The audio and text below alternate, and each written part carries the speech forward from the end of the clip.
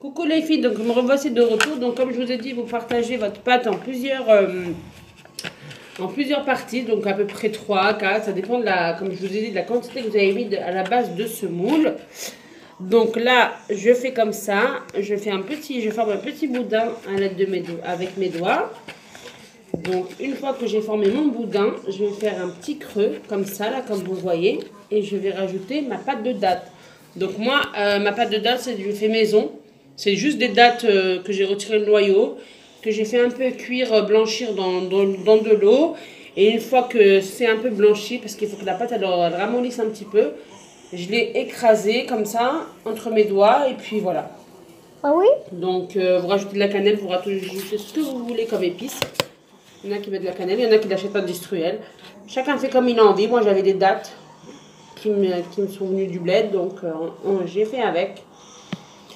Donc voilà, et puis voilà, comme je vous disais, donc voilà comment faire. Vous refermez votre boudin. Ton téléphone est tout mouillé. Vous refermez votre boudin, comme ça là. Et ensuite, une fois que vous avez fermé votre boudin, comme ça. C'est mon fils qui filmait, je suis désolée. Là, il m'a abandonné, donc il ne veut plus filmer. Donc là, vous refermez votre boudin, comme ça.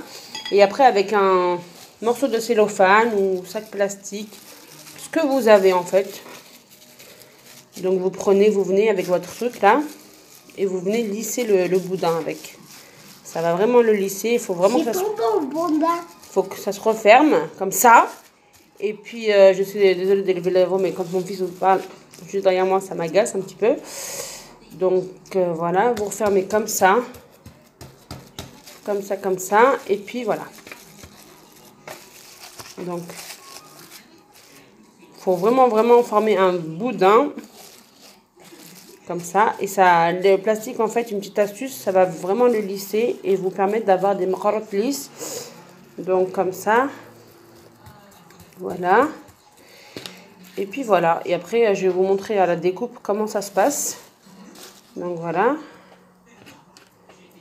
Donc, là, vous pouvez voir comme ça. Donc là, je vais commencer à couper mes macarottes, comme ça.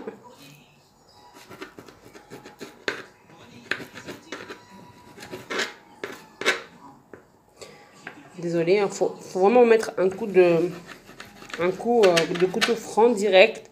Faut pas avoir peur. Hein. Après, si vous avez les ustensiles spécial macarotte, c'est très bien. Comme ça vous permet de couper net.